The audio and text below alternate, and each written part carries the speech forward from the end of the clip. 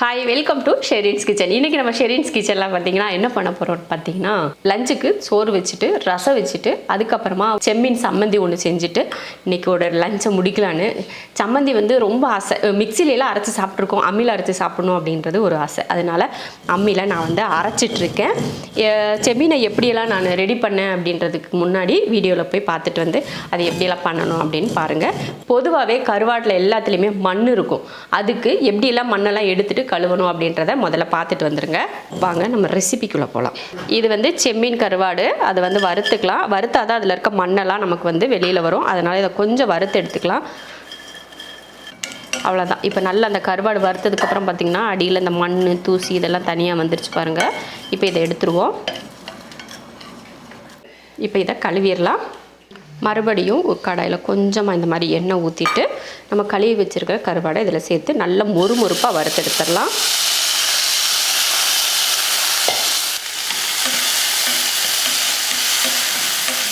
அவ்வளவுதான் பாருங்க நல்ல மொறுமொறுன்னு வறுத்து அந்த தண்ணியில வத்தி எண்ணெய் மட்டும் தனியா தெரியுது பாருங்க இப்போ இத எடுத்துருவோம் அடுத்து வரமிளகாயும் போட்டு நல்ல மொறுமொறுன்னு வறுத்துறலாம் கருவாடு வறுத்துறோம்லையா அதுல பரவாயில்லை அவ்வளவுதான் மாதிரி வரமிளகாயும் நல்ல மொறுமொறுன்னு வறுத்து அது எடுத்துக்கலாம் அவ்வளவுதான் ரெடி ஆயிடுச்சு அடுத்தது தேங்காயும் பாத்தீங்கன்னா துருவியாச்சு போது இந்த அளவுக்கு தேங்காய் அவ்வளவுதான் இப்போ தேங்காய் ரெடி முதல்ல மிளகாயை அரைச்சிருவோம்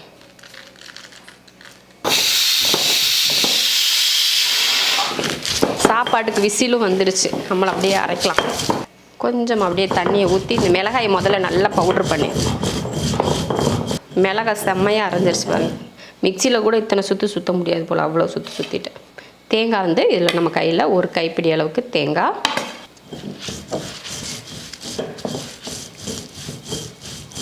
இப்படியே கூட இந்த தேங்காயோட கொஞ்சம் புளி மட்டும் இதில் வச்சு அரைச்சி நம்ம சாப்பிட்டோம்னா கூட அவ்வளோ ருசியாக இருக்கும் சாப்பிட்டு பார்க்கலாமா சாப்பிட்றியா ஏய் இது காரமாக இருக்கும்டி ஒரு 3 பல் பூண்டு சேர்த்துக்கலாம் ஒரு 2-3 வெங்காயமும் சேர்த்துக்கலாம் சேர்த்துட்டு இதையும் தட்டி லைட்டாக அரைச்சிடுறோம் ஒரு கருவேப்பிலை எடுத்து வச்சோன்னா 2 தான் எடுத்து வச்சா அடுத்து கொஞ்சம் கருவேப்பிலையும் சேர்த்துடலாம் சேர்த்துட்டு இப்போ இதெல்லாம் நல்லா அரைச்சிருவோம்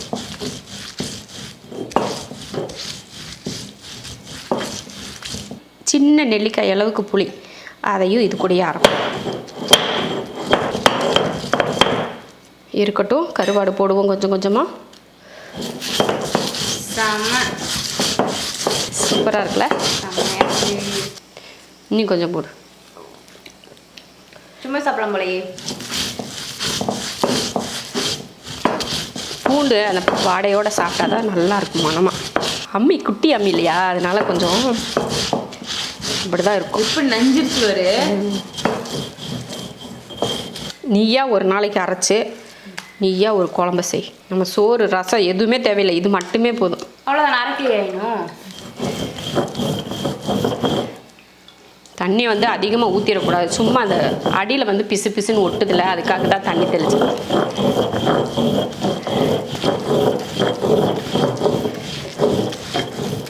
அவ்வளோதான் சூப்பராக ஒரு சம்மந்தி செம்மீன் சம்மந்தி ரெடி சூப்பராக அப்படி மணக்க சூப்பரான ஒரு துவையல் ரெடி ஆயிடுச்சு அவ்வளோதான் இதை ஒரு பவுலில் வச்சுட்டு ரசம் செஞ்சு அப்படியே இதில் போட்டு அப்படியே சாப்பிட்டு இல்லை இதை வெறும் சூடாக சோறு செஞ்சு இதில் அப்படியே பெரட்டி தேங்காய் எண்ணெய் கூட இதில் கொஞ்சம் ஊற்றி அப்படியே சாப்பிட்டோம்னா அவ்வளோ ருசியாக இருக்கும் எவ்வளோ சாப்பிட்றோன்னு நமக்கே தெரியாது அவ்வளோ ருசியாக இருக்கும் இப்போ நான் உடனே சாப்பிட போகிறேன் சோறு ஆயிஷா ஐயோ கொஞ்சம் தான் இருக்குது அது ஸ்டீம் இறங்குறதுக்குள்ளே நான் ரசத்தை கூட ரெடி பண்ணி வச்சுறேன் ஏன்னா ரசம் வந்து எனக்கு வேணாம் வீட்டில் எல்லாருக்கும் வேணும் இல்லையா அதனால் கொஞ்சம் ரசம் மட்டும் வச்சுட்டு மீதியை நம்ம வந்து சாப்பிடலாம் அவ்வளவுதான் சூப்பர் சம்மந்தி ரெடி இப்போ இதெல்லாம் கழுவி எடுத்துட்டு அடுத்தடுத்த வேலைகளை பார்க்க போகலாம் ரசத்துக்கு 1/4 ஸ்பூன் அளவுக்கு சீரகம் 1/2 ஸ்பூன் மிளகு 1/4 ஸ்பூன் மல்லி அதுக்கப்புறமா ஒரு 10 போல் பூண்டு இன்னும் குட்டியாக இருக்கிறதுனால ஒரு 10-15 போடுறேன் நீங்கள் பெருசாக இருந்தால் ஒரு 4-5 போட்டுக்கிட்டிங்கன்னா போதும் இப்போ இதை பவுட்ரு பண்ணிடலாம் ரசத்துக்கு பவுட்ரு பண்ணியாச்சு இப்போ ரசத்துக்கு தாளிச்சிடலாம் ரசம் தாளிக்கிறதுக்கு எண்ணெய் ஊற்றிக்கலாம் எண்ணெய் காஞ்சதுமே கொஞ்சம் கடுகு 2 வரமிளகாய் கருவேப்பிலை அடுத்ததாக கொஞ்சமாக சின்ன வெங்காயம் போட்டு நல்லா வதக்கிக்கலாம் வெங்காயம் நல்லா வதங்கினதுக்கப்புறமா 3 தக்காளி. தக்காளி நல்லா வதங்கினதுக்கப்புறமா கொஞ்சம் மஞ்சள் தூள். நான் வந்து நம்ம கையில் இந்த மாதிரி ஒரு கைப்பிடி அளவுக்கு துவரம்பருப்பு எடுத்து வேக வச்சு எடுத்திருக்கேன். அதையும் கடைஞ்சிக்கலாம். கடைஞ்சிட்டு இப்போ தக்காளி கூட பருப்பு சேர்த்துடலாம். அடுத்து ஒரு நெல்லிக்காய் அளவுக்கு புளி எடுத்து கரைச்சிருந்தேன், அதையும் சேர்த்துடலாம். புளியும் பருப்பு ஊற்றுனதுக்கப்புறமா நம்ம ரசத்துக்கு தட்டியிருக்கோம் இல்லையா, அதையும் சேர்த்துடலாம். ரசத்துக்கு அரைச்சோம் இல்லையா, அதையும் சேர்த்து கலந்துட்டு இப்போ உப்பு புளி எல்லாம் எவ்வளோ இருக்குன்னு பார்த்துட்டு எக்ஸ்ட்ரா கொஞ்சம் தண்ணி சேர்த்துக்கலாம். புளிப்பு இதெல்லாம் பார்த்து உங்களுக்கு தண்ணி அனுசரித்து ஊற்றிக்கோங்க. தேவையான அளவுக்கு உப்பு சேர்த்துட்டு கொஞ்சம் மல்லித்தலை தூவிடலாம். இப்போ பொங்கி வரட்டும், அதுக்கப்புறமா இறக்கிக்கலாம். பாருங்கள், இந்த மாதிரி கொதிக்க ஆரம்பித்த உடனே ரொம்ப நேரம்லாம் கொதிக்க விட வேணாம், லைட்டாக கொதிக்க ஆரம்பிக்கும். அந்த மாதிரி ஒரு டைமில் வந்து நம்ம வந்து அடுப்பை ஆஃப் பண்ணிக்கலாம். சூப்பரான ஒரு பருப்பு ரசம் ரெடி ஆயிடுச்சு. இது போல் பருப்பு ரசம் நீங்களும் செஞ்சு பாருங்கள்.